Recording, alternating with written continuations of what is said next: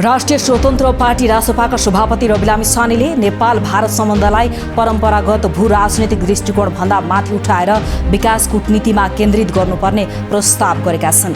भारतीय दैनिक पत्रिका हिन्दुस्तान टाइम्समा मंगलबार प्रकाशित आफ्नो लेख मार्फत लामिछानेले नेपालको बदलिँदो राजनैतिक परिदृश्य र भारतको सहकार्यका नयाँ सम्भावनाबारे धारणा सार्वजनिक गरेका हुन्।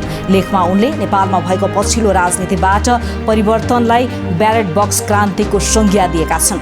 नयाँ पुस्ताको नेतृत्वले विगतका राजनीति बोझ नबोकेको उल्लेख गर्दै उनले सुशासन, पारदर्शिता र जनताप्रतिको प्रत्यक्ष उत्तरदायीलाई केन्द्रमा राखेर राजनीति अघि बढिरहेको बताएका छन्। लामिछानेले अब नेपाल भारत सम्बन्धलाई केवल सीमा र कूटनीतिक संवादमा सीमित नराखी आर्थिक रूपान्तरणको आधार बनाउनु पर्ने धारणा राखेका छन्।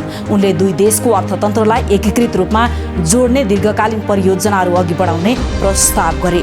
नेपालको जलविद्युत क्षेत्रलाई भारतको औद्योगिक विकाससँग जोड्न सकिने र सीमा क्षेत्रमा संयुक्त रूपमा रासायनिक मल कारखाना स्थापना गर्न सकिने धारणा पनि उनले व्यक्त गरेका छन्। उनका अनुसार यस्तो सहकार्यले दुवै देशको आर्थिक विकासलाई गति दिन सक्छ। लेखमा लामिछानेले सीमा विवाद लगायत नेपाल भारत बीचका संवेदनशील विषयमा पनि टिप्पणी गरेका छन्। उनले अति राष्ट्रवादी नाराले समस्या समाधान नहुने भन्दै यस्ता विषयलाई ऐतिहासिक तथ्य, प्रमाण र व्यावहारिक संवाद मार्फत समाधान गर्नुपर्ने बताएका छन्। रवि लामिछानेले एक स्थिर, समृद्ध र आर्थिक रूपमा सबल नेपाल भारतको सुरक्षाका लागि समेत रणनीतिक आवश्यकता भएको उल्लेख गरेका छन्। लामिछानेले नेपालको युवा नेतृत्व भारतसँग पारदर्शी, परिणाममुखी र विकास केन्द्रित साझेदारीका लागि तयार रहेको पनि सन्देश दिए।